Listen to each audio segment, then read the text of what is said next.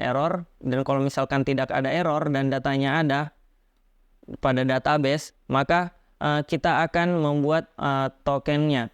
Di sini tuh yang seperti tadi kita bilang di sini pada config secret.js itu adalah kata kunci untuk membuat JSON web tokennya. Dan di sini tuh ada expire in, ini tuh untuk menentukan web tokennya aktif sampai berapa lama. Sini kita tentukan sebagai 1440, itu 1440 menit atau setara 24 jam selama 1 hari. Seperti itu. Dan di sini datanya akan dimasukkan ke dalam tabel akses token, dan kita juga mengambil data IP yang dipakai user saat login. Dan kalau berhasil akan tampil token JWT tergenerate. Seperti itu. Selanjutnya kita juga membuat file verifikasi.js pada folder middleware. Ini tuh gunanya untuk melakukan verifikasi token JWT dan pengecekan role user saat mengakses endpoint tertentu. Jadi di sini itu saat user memasukkan web tokennya pada header, maka kita akan mengambil datanya memasukkan ke dalam variabel token with barrier. Kalau misalkan user memasukkan datanya atau datanya ada, maka datanya akan diambil dan dibagi dua. Ini ada fungsi split karena yang dimasukkan user itu nanti ada dua bagian, yaitu ada barrier gini, nah sebagai perumpamaan, dan di sini akan ada tokennya seperti itu. Dan kita akan memerlukan tokennya saja. Jadi kita memerlukan yang indeks ke-1 atau data kedua. Seperti itu. Dan di sini kita akan melakukan verifikasi. Kalau misalkan di sini verifikasinya terjadi error, maka tampilkan token tidak terdaftar. Dan kalau misalkan ada, maka di sini tuh pas verifikasi data user itu akan disimpan ke dalam variabel atau parameter decode ini. Jadi data user ada di sini. Mulai dari ID dan segala macam. Jadi kalau misalkan dia masukkan data yang benar, maka kita akan masukkan ke dalam, kita akan cek role-nya dari tabel user where ID user sama dengan ID user yang berusaha untuk menggunakan endpoint. Seperti itu.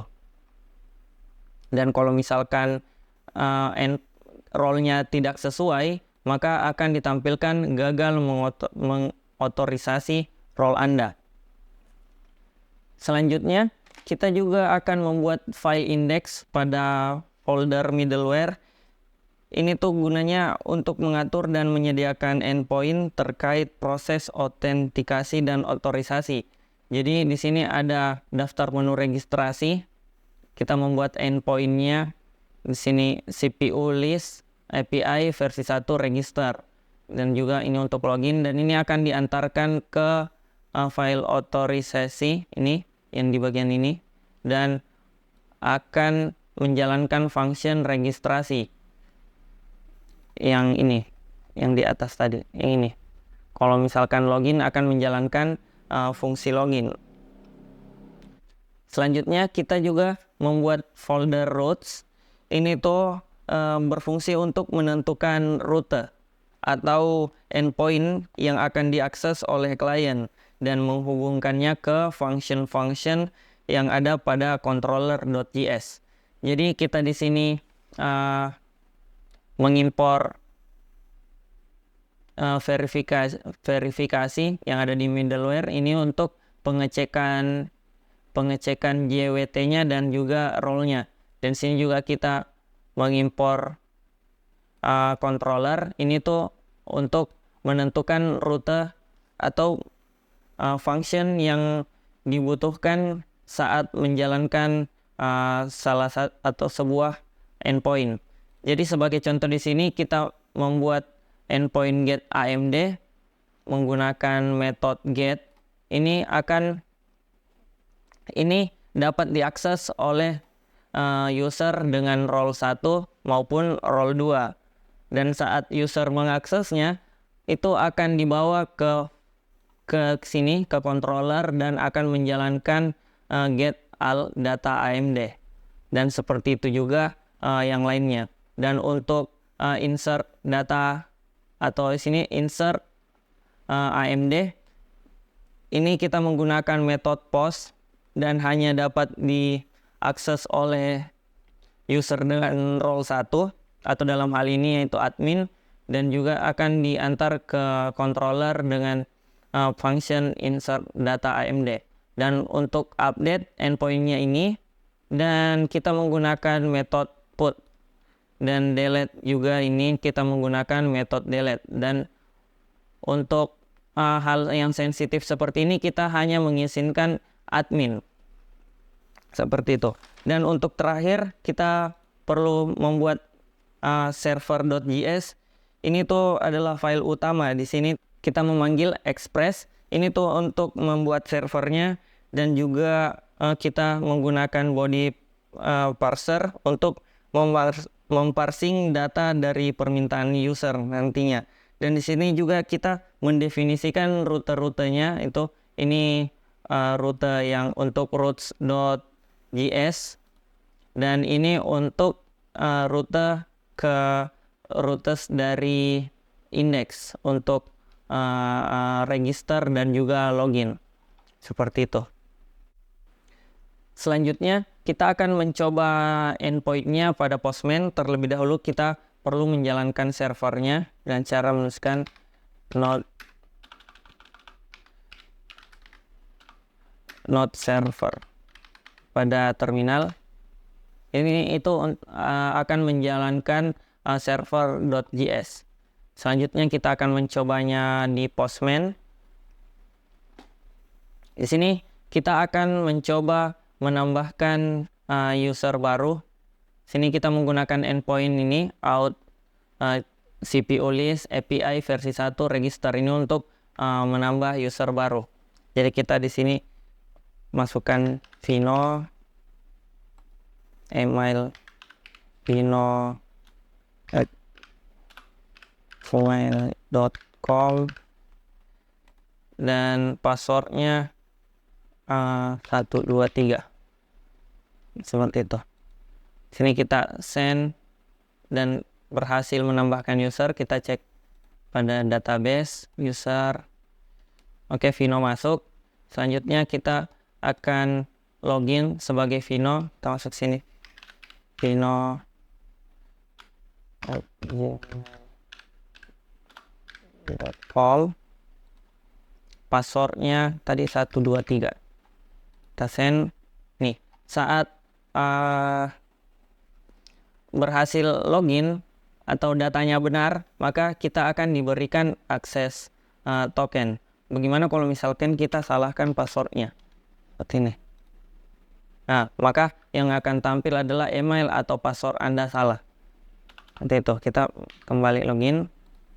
Ini kita diberikan token, dan kita bisa lihat di sini bahwa Vino sudah masuk di sini.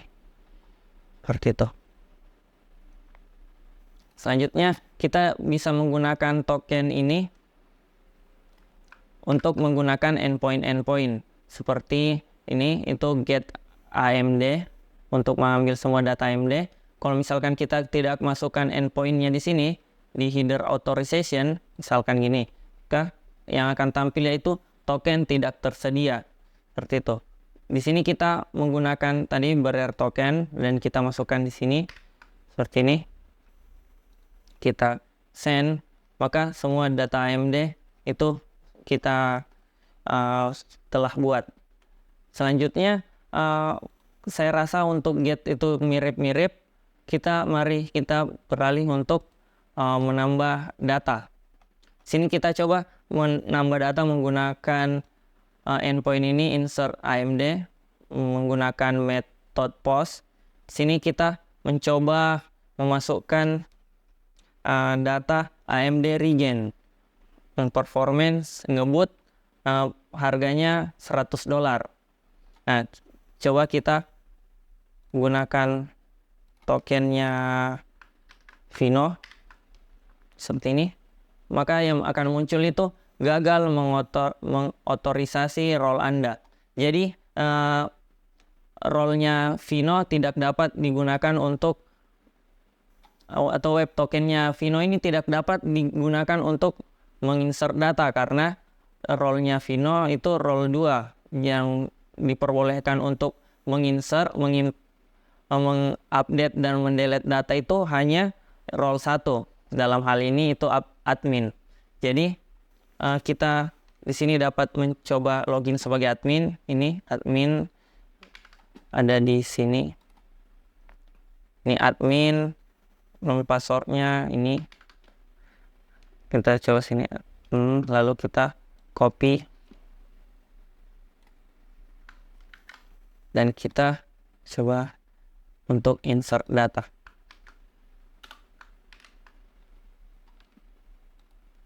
Oke, sini muncul berhasil menambah data.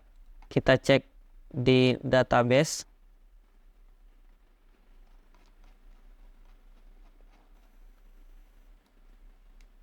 Sini ada data baru itu dengan ID 352, AMD Ryzen, ngebut $100. Oke, selanjutnya kita akan coba melakukan put update data. Jadi di sini kita akan mengupdate, misalnya yang tadi sebelumnya adalah $100, kita akan mengubahnya menjadi $500.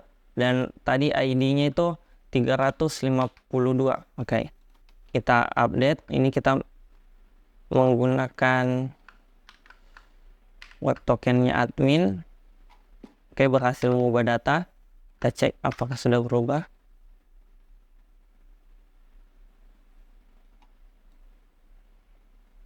Nah, kita lihat di sini datanya telah berubah. Itu harganya menjadi $500. Selanjutnya, ayo kita coba hapus datanya. Itu dengan ID 352. Sama, kita harus menggunakan web token admin.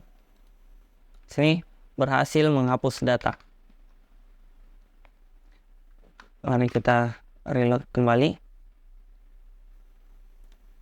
Kita lihat data terakhir adalah dengan ID 349. Jadi data yang sebelumnya itu yang paling bawah telah berhasil kita hapus. Jadi sekian penjelasan dari saya untuk video kali ini. Source code-nya akan kami berikan di deskripsi. Sekian dari saya. Assalamualaikum warahmatullahi wabarakatuh.